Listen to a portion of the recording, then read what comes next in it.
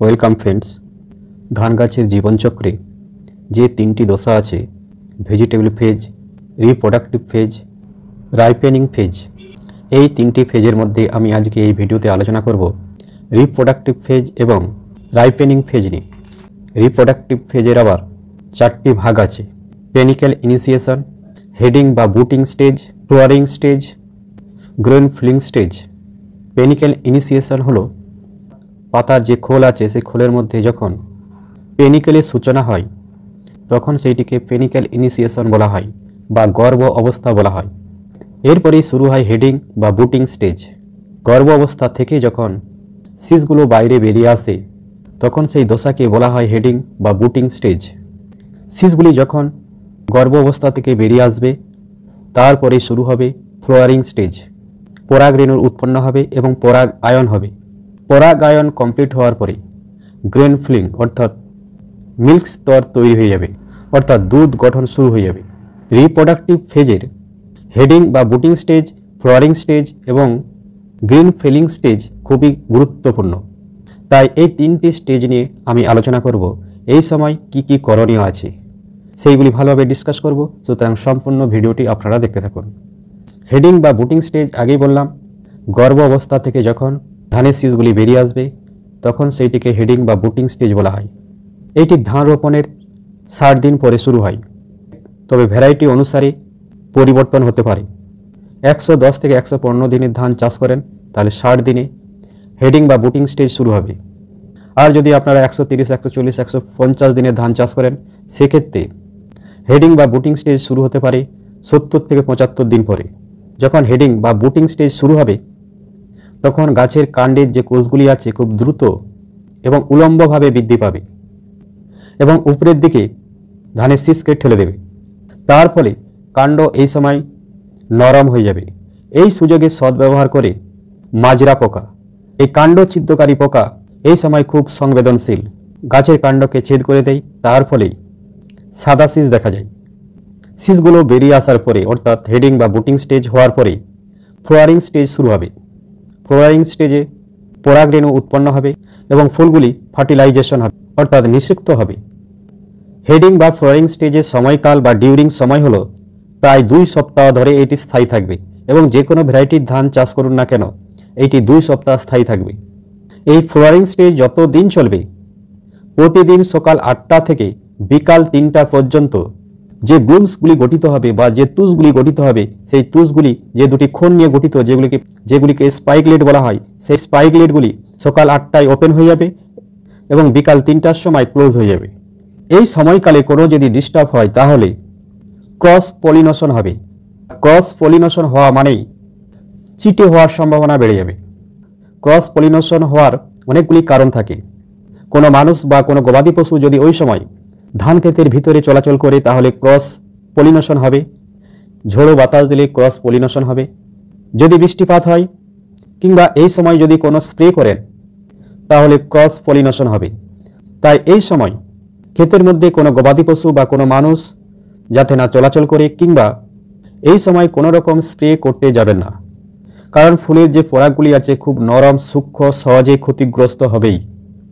এবং এই সময় জমিতে 2 ইঞ্চি থেকে 4 ইঞ্চি পর্যন্ত জল রাখতে হবে। এই সময় কোনো রকম কীটনাশক বা অন্য কোনো স্প্রে করতে যাবেন না।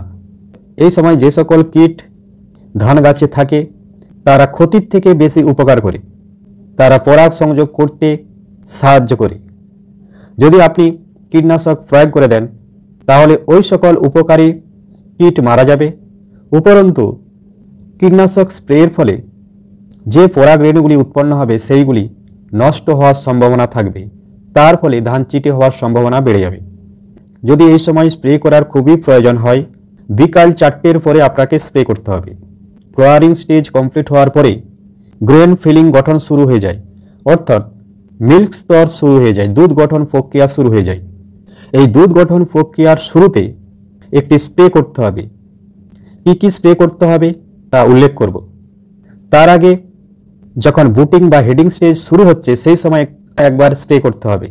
হেডিং বা বুটিং স্টেজ শুরু হওয়ার 2 থেকে 5 দিন আগে একটি স্প্রে করবেন এবং যখন হেডিং বা বুটিং স্টেজ অর্থাৎ 10% ফলন শুরু হয়েছে সেই সময় একবার স্প্রে করবেন।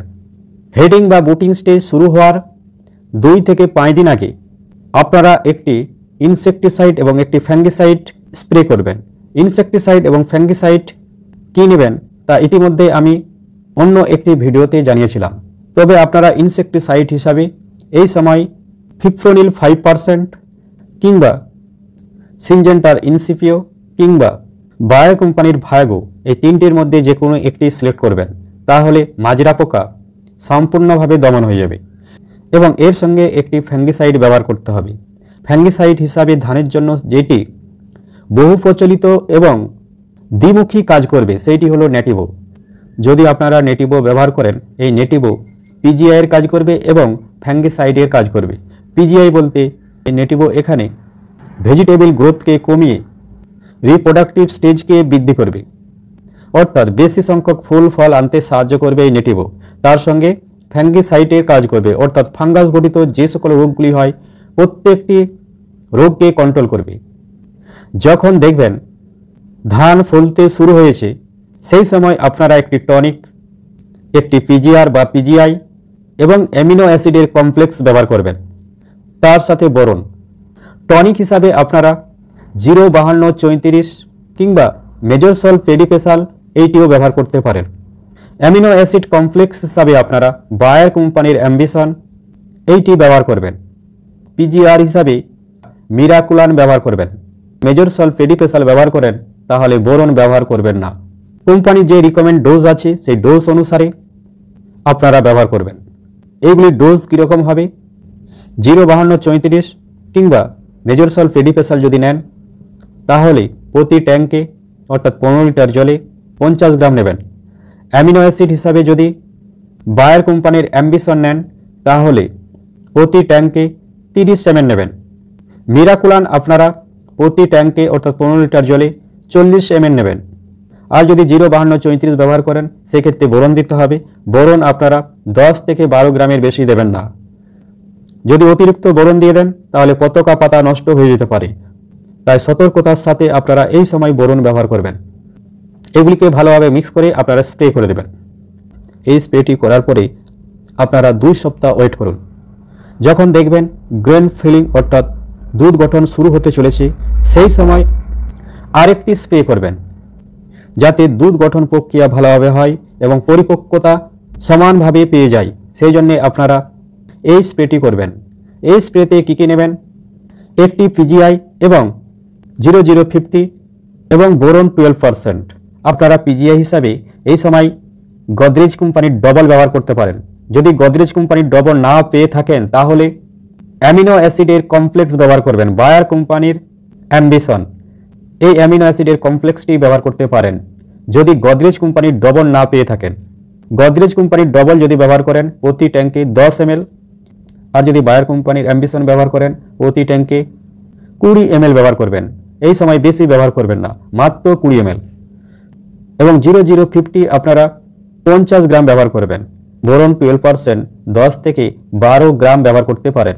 ভালোভাবে মিক্স করে আপনারা স্প্রে করে দিন। এরপরে যখন পরিপক্ক হবে ধান তখন আপনারা হারভেস্ট করুন। ধান চাষ সম্পর্কিত অন্যান্য ভিডিওগুলি দেখতে এই মুহূর্তে স্ক্রিনে যে ভিডিওটি দেখতে পাচ্ছেন সেইখানে ক্লিক করুন, তাহলে অন্যান্য ভিডিওগুলিও দেখতে পাবেন। এই ভিডিওটি দেখার জন্য আপনাদেরকে অসংখ্য ধন্যবাদ। ভালো থাকুন, সুস্থ থাকুন।